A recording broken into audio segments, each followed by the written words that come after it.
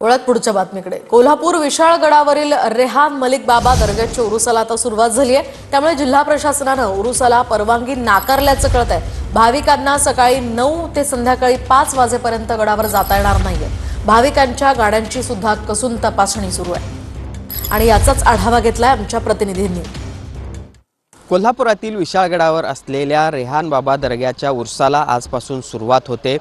जिल्हा प्रशासनाने या उर्साला परवानगी नाकारली असली तरी अनेक भाविक सकाळपासूनच या सगळ्या उर्साच्या निमित्ताने विशाळगडाकडे जाण्यासाठी येत आहेत आणि ही सगळी वाहने जी आहेत ती विशाळगडाच्या पायथ्याला असलेल्या टेंभुर्णीवाडी परिसरामध्ये रोखली जात आहेत। या ठिकाणी ज्या काही गाड्या येत आहेत त्या गाड्यांची चौकशी केली जाते।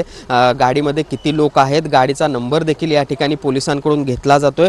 मोठा पोलीस बंदोबस्त या निमित्ताने टेंभुर्णीवाडी परिसरामध्ये आपल्याला बघायला मिळतोय। सकाळी 9 ते 5 या वेळेतच विशाळगडावर या सगळ्या पर्यटकांना जाता येणार आहे आणि त्यामुळे आपण बघतोय टेंभुर्णीवाडी परिसरामध्ये ही जी काही वाहने येत आहेत त्या वाहनांची चौकशी करून वाहनांमध्ये किती लोक आहेत याची चौकशी करूनच पुढे त्यांना विशाळगडाकडे प्रवेश आहे तो दिला जातोय। आणि त्यामुळे एकूणच आपण बघतोय आजपासून जो काही विशाळगडावरील उर्साला सुरुवात होते त्यानिमित्तानं मोठ्या संख्येने भाविक देखील या ठिकाणी येत असल्याचं आपल्याला बघायला मिळते आणि त्यानिमित्तानं या सगळ्या टेंभुर्णीवाडी परिसरामध्ये देखील मोठा बंदोबस्त या निमित्तानं बघायला मिळतोय। सुनील काटकर, भूषण पाटील, TV9 मराठी, टेंभुर्णीवाडी, विशाळगड, कोल्हापूर।